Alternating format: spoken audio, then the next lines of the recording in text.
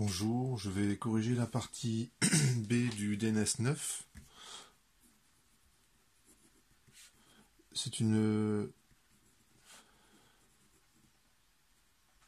partie, il y a très peu de calculs, c'est plutôt graphique, où on montre que si vous avez une tuile sur un toit, alors bon,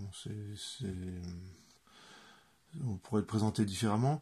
Vous avez, du fait de la dilatation et de la rétractation à cause du chaud-froid jour-nuit, ben, la tuile en fait elle descend. Et au bout d'un moment, ben, elle tombe. Alors là, donc, en fait je viens de répondre à la question 1. Voilà, pourquoi donc quand la journée il fait chaud, la tuile se dilate, la nuit il fait froid, la tuile se contracte. Et forcément il y a un point qui est fixe. Hein. Alors, le modèle de la tuile, c'est un modèle qui est assez simple, hein, c'est celui-là. Hein, donc ça c'est la tuile. On va dire qu'il y a deux points de contact, un ici et un là. C'est un modèle un petit peu simpliste, mais ça suffit largement pour comprendre ce qui se passe. Donc forcément il y a un point de contact, sinon la tuile elle dévale la pente. Donc j'ai répondu à la question 2. Voilà, le corrigé est disponible sur le drive, donc vous lisez, si vous voulez une correction manuscrite, vous regardez le corrigé sur le drive. Représenter le cône de non-glissement. Donc je vais utiliser ce document. Ce que je vais faire, c'est que j'ai préparé l'angle, il est là. Et j'utilise le fait que, ça c'est le seul point, une des rares formules qu'on utilise, c'est que le coefficient de frottement, c'est tangente, il a un nom,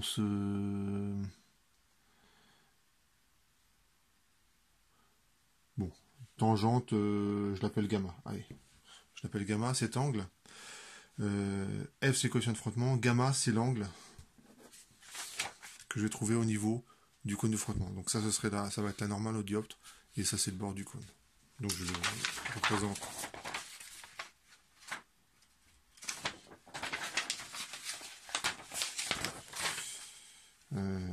Hop. Ça fait un truc comme ça. Hop.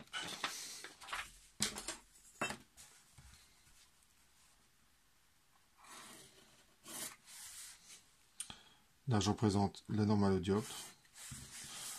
Je vais prendre un point de l'autre côté.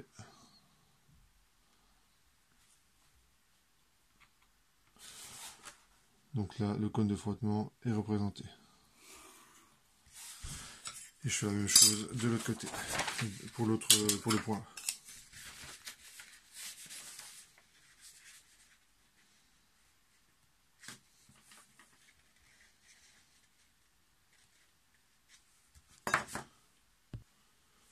Voilà, j'ai complété les cônes de frottement, donc ça prend un petit peu de temps.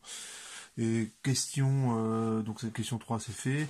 Et on suppose que le point de contact A est fixe. Donc je prends ce schéma-là. Je vais supposer que ce point de contact il est fixe.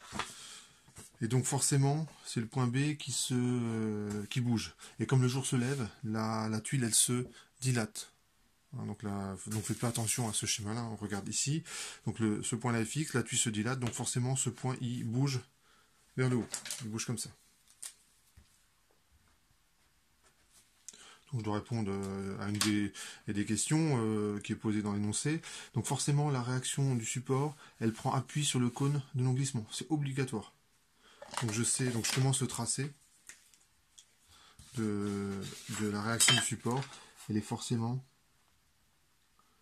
suivant cette direction-là. Donc pour l'instant, je connais que la direction. Je sais que les forces qui agissent sur l'ensemble je sais que l'ensemble des forces qui agissent sur mon système sont concurrentes. Donc il y en a 3. Il y a la réaction du support qui est ici, qui s'appelle R1. Donc ça c'est R1. Vous avez le poids. Alors ce que je vais faire, c'est que le poids, je le mets au barycentre de la tuile. Donc c'est au milieu de ce segment qui fait 9,4, donc ça fait 4,7. Le barycentre il est là. Et je vais additionner les deux vecteurs poids. Voilà. Donc là ici j'ai mis P1 plus P2, hein, donc j'ai additionné ces deux forces et je l'ai mis au barycentre. Et je sais que les forces sont concurrentes. Hein. Alors pour ça c'est un résultat qui est donné dans l'énoncé. Comme la tuile ne tourne pas, les forces qui s'appliquent sur ce système-là, quand il y en a trois, elles doivent forcément être concurrentes. Ça veut dire que si je les prolonge, elles doivent se croiser. Si elles ne se croisent pas, l'objet il se met à tourner. Alors là, on sait que la tuile, elle reste là où elle est. Donc j'ai prolongé. Donc la condition, la tuile ne tourne pas. En fait, graphiquement, c'est ça. C'est que cette force et la troisième force que je vais représenter, elles doivent être concurrentes. Donc R2 est forcément suivant cette direction-là. Donc j'ai pas encore le module de la force, hein, mais en tout cas cette direction. Et je peux tout de suite te conclure, ça marche pas. Ça marche pas parce que la réaction R2 elle est hors du cône de frottement et ça c'est impossible. Donc l'hypothèse de départ, point A fixe, B bouge, donc la tuile elle remonte, ça marche pas. Je vais quand même faire la détermination graphique du module de R1 et du module de R2. Ça me servira pour la suite. Faites pas attention au schéma qui est en dessous, hein, parce que j'utilise que ce schéma-là. Je sais que ce vecteur plus ce vecteur, ça fait c'est opposé à celui-là. Donc en fait, je prends ce truc-là et je fais du transport parallèle. Ou plutôt non, je vais faire le transport parallèle du vecteur poids, ça va être plus simple. Donc je vais faire, comme c'est le même vecteur, ça fait un truc comme ça. Je vais faire la norme de violence. À peu près. Le P1 plus P2, je fais du transport parallèle, il est ici. Et ce vecteur plus ce vecteur, il faut que ça va s'opposer au point. Donc je vais prolonger ce trait-là.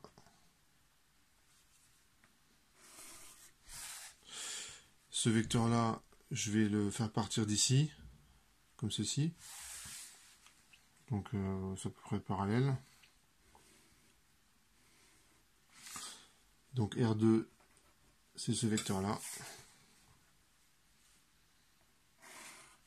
Et R1, c'est ce vecteur-là. Je prends sa norme. Ça fait 4,6 à peu près. Hop. Si je veux le tracer complètement, j'arrive à peu près ici. Donc voilà, j'ai déterminé R1 et R2 et je vois que l'hypothèse ne marche pas. Non vérifié, je vous rappelle l'hypothèse, c'était A fixe. Donc forcément A il bouge. Donc je vais faire le schéma ici. Je prends une deuxième. Je vais le faire ici. Je vais faire l'hypothèse B fixe et A qui bouge. Donc là je dois être à la question 5. Donc je fais les questions assez rapidement. Hein. Donc je place le poids.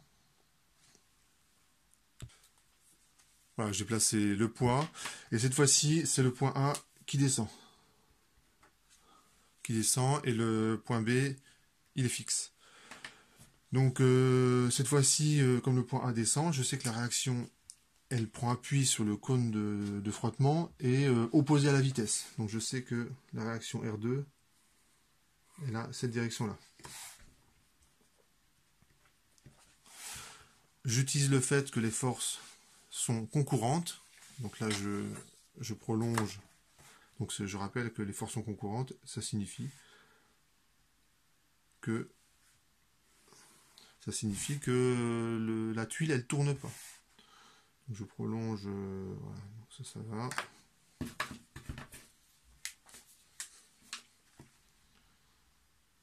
Je prolonge la verticale. Donc, je suis presque.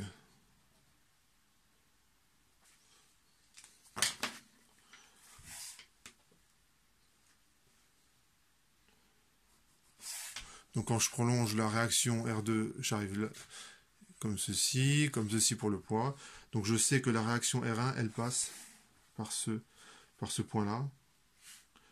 Donc je sais que la réaction R1, elle démarre comme ça.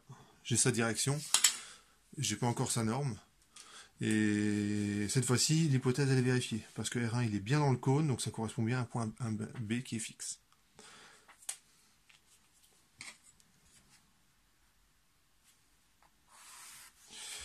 Donc maintenant, on va déterminer la norme de R2 et R1. Donc je vais faire du transport parallèle. Je prends le poids, je le mets ici, ça va être plus simple.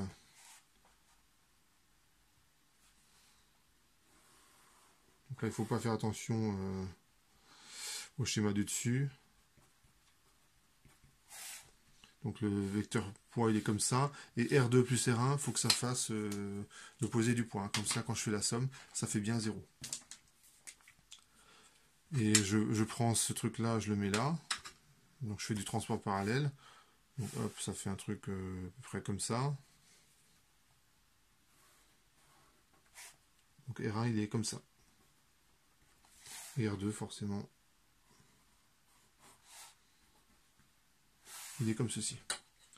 Donc je mesure 3,5.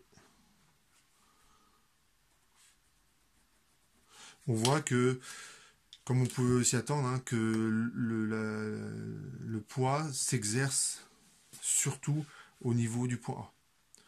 Hein, donc si vous avez déménagé un meuble, par exemple, dans l'escalier, vous savez que c'est celui qui est en bas qui porte plus que celui qui est en haut. Évidemment.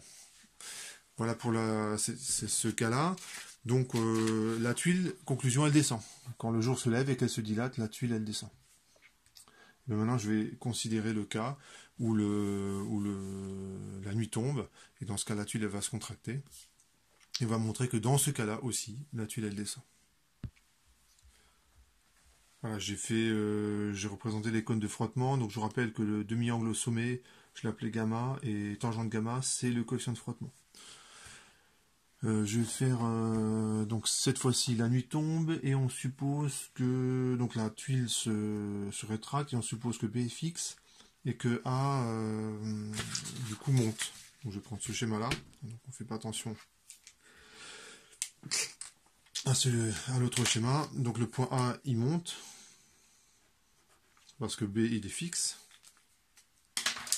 Et de ce fait là, la réaction du support elle prend appui sur le cône et en sens opposé à la vitesse. Donc la réaction du support, je sais qu'elle part comme ça. Le poids, je rassemble les deux vecteurs poids. Donc là j'ai additionné P1 et P2 que j'ai placé au paressant de la tuile qui va être ici. Et je sais que les forces sont concurrentes. C'est le critère pour que la tuile ne tourne pas. Si elles ne sont pas concurrentes, non, la tuile devrait tourner et c'est pas le cas. Évidemment. Donc les forces sont concurrentes. Et forcément la réaction R1, elle passe par ce point-là, hein, le point où les trois forces se croisent, c'est ici. Donc je sais que la réaction R1, elle passe comme ceci.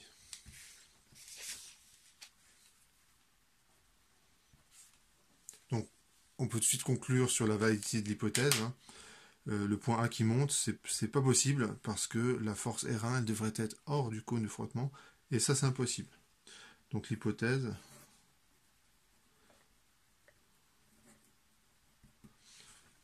B fixe A bouge n'est pas vérifiée. Je détermine malgré tout la norme de R2 et R1. Donc je fais comme tout à l'heure, du transport parallèle. Donc je déplace le poids.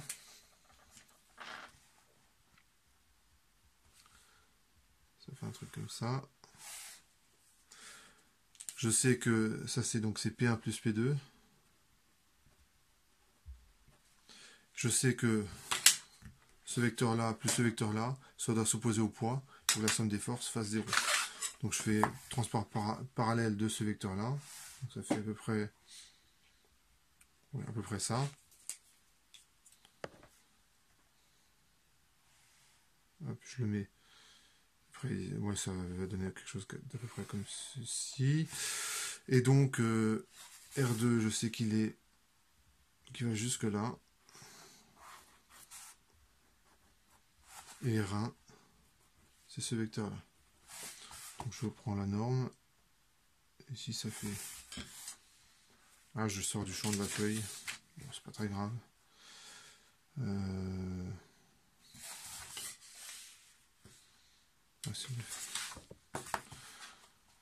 bon, je sors du champ de la feuille.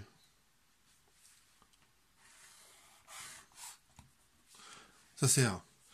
Donc l'hypothèse B fixe marche pas. Donc je passe à la dernière hypothèse. Et en faisant ça, ben, j'ai répondu à la question site. Et maintenant je fais la dernière hypothèse. C'est que cette fois-ci A est fixe et B bouge et B il descend. Quand la tuile se contracte, la nuit tombe, le point B il descend. C'est le point A est fixe. Donc la réaction R1, elle prend appui sur le cône de frottement dans le sens opposé à la vitesse. Donc R1 il est comme ça. Pour l'instant j'ai que la direction. Le poids,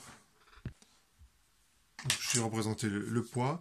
Et je sais que R1, le poids et R2 sont concurrentes. Donc là, je déborde un petit peu de la feuille, mais c'est pas grave. Je vais utiliser la feuille qui est juste en dessous. Donc je prolonge ce trait-là.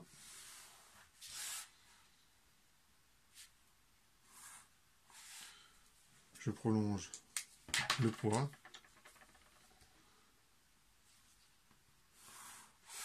Donc la concurrence des trois forces se fait ici. Et je peux en déduire.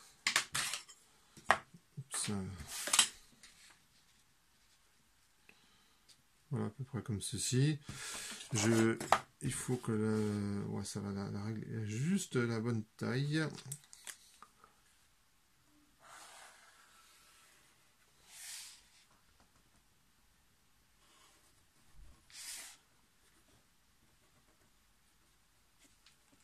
R2, j'aurais pas dû mettre la flèche, parce que j'ai juste la direction pour l'instant. Là, je vois que l'hypothèse, elle est vérifiée. La réaction R2, elle est dans le cône de frottement. Donc, c'est cohérent avec un point A qui est fixe. Donc, je peux tout de suite conclure que l'hypothèse point A fixe est vérifiée. Je vais faire déterminer la norme de R2 et de R1. Donc je fais encore une fois du transport parallèle. Donc je prends le poids et je le mets ici.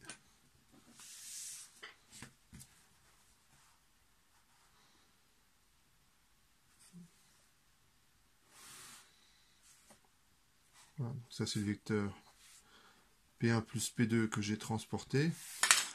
Et je sais que R2 plus R1, ça doit s'opposer au poids. Pour que la somme des forces fasse bien 0. Donc je prends ce vecteur-là, je fais du transport parallèle. Donc c'est à peu près parallèle. Hein. Ici et ici c'est à peu près parallèle. Donc en fait là, cette fois-ci, j'ai R2 qui est ici et R1 qui est là. Entre là et là. Je reporte, ça fait à peu près 5 cm. Donc R1 il est comme ça. Voilà. Dans ce cas, on constate que la tuile aussi elle descend. Donc finalement, la tuile ne fait que descendre. Et la question 9, quand on fait l'application numérique, on se rend compte que ça met vraiment du temps, quoi. Ça met vraiment du temps.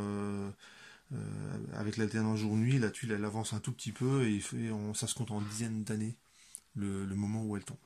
Voilà pour cette partie-là.